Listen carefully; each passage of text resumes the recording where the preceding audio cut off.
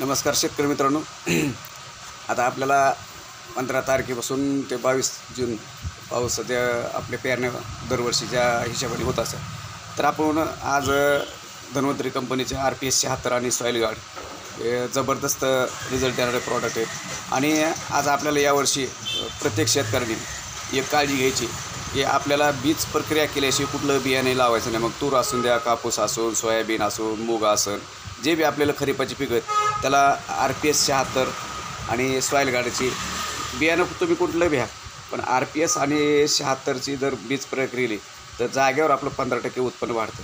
आता soil guard काय काम करतं? हे सॉईल गार्ड जे आहे ना, हे काय निमाकोटेड जे असतं, म्हणजे जमिनीतले जे मुळी येते बारीक, पहिल्यांदा मुळी फुटते असते आणि त्यासाठी जे घातक असते जीवाणू ते मुळीला धक्का पोहोचू देत किंवा बुरशी येत असते, तर त्याच्यापासून सुरक्षित ठेवण्याचं काम हे आपलं सॉईल गार्ड काम करतं. वरून बी झाडाला बुरशी आली तर ते काम करतं. हे RPS 76 बारीक झाड असतं, त्या बारीक झाडाला खाण्याचं जेवढे घटक लागतात तेवढे घटक RPS 76मध्ये असल्यामुळं तर ह्याचं उगम क्षमता 100% होती.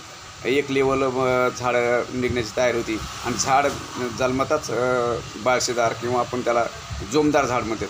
अशा पद्धतीने जर केले तर आज माझ्याकडं आपल्या बीड धन्वंतरीमध्ये जवळपास हजारो शेतकऱ्यांनी आज प्रयोग केलेत आणि ते सक्सेस झालेले आहेत. म्हणून ज्यांनी कोणी वापरलं नाही त्यांनी यावर्षी प्रयोग करायला काहीच हरकत नाही. धन्यवाद.